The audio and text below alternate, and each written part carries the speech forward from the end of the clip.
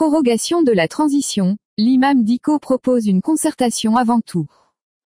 Dans une interview accordée à une chaîne télé, l'influent imam, Mahmoud Dicko, à la tête d'un mouvement hétéroclite ayant conduit au coup d'État contre IBK, s'est prononcé sur l'idée d'une prolongation de la transition dirigée par les militaires.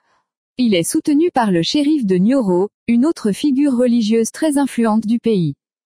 La question de la prolongation ou non de la transition militaire au Mali continue de faire débat.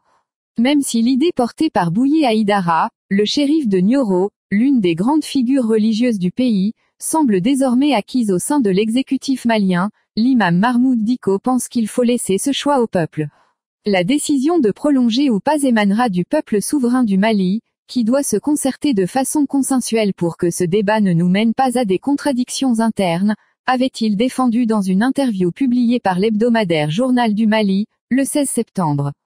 L'imam de la mosquée du quartier de Badalabougou, à Bamako, rappelle qu'au moment où se discutait la durée de la transition, il était de ceux qui avaient proposé 18 mois. J'en ai même discuté avec certains chefs d'État qui proposaient 12 mois. Je leur ai dit que 12 mois étaient peu et qu'à la limite, ils nous donnent 18 mois. Il y a des chefs d'État qui m'ont appelé pour me dire qu'ils étaient d'accord avec ces 18 mois, à condition que ce délai soit respecté. Depuis le mois de juillet dernier, le shérif de Nioro exige la prorogation de la durée de la transition au Mali à 2 ou 3 ans. Ainsi, le patriarche multiplie depuis des manifestations de soutien. Si vous voulez qu'on avance, donnons-nous du temps, explique-t-il dans une vidéo postée sur les réseaux sociaux où il apporte son soutien au président malien, victime, mardi 20 juillet, d'une tentative d'assassinat.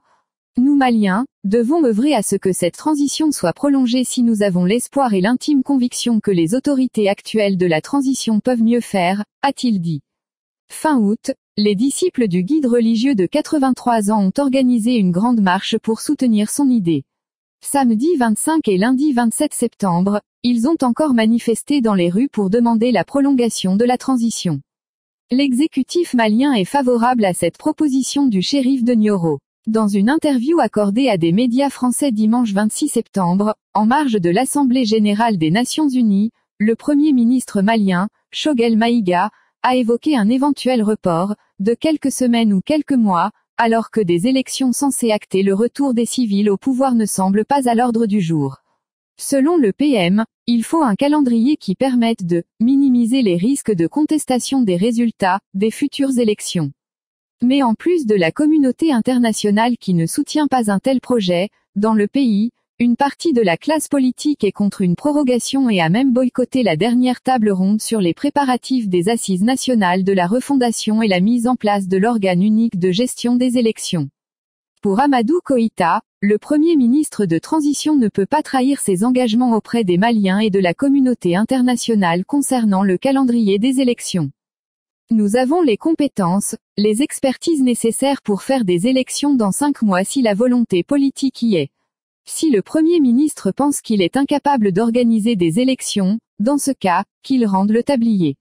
Et à l'ancien ministre et porte-parole du gouvernement sous IBK de clarifier, nous avons l'impression qu'on est dans une phase de confiscation du pouvoir.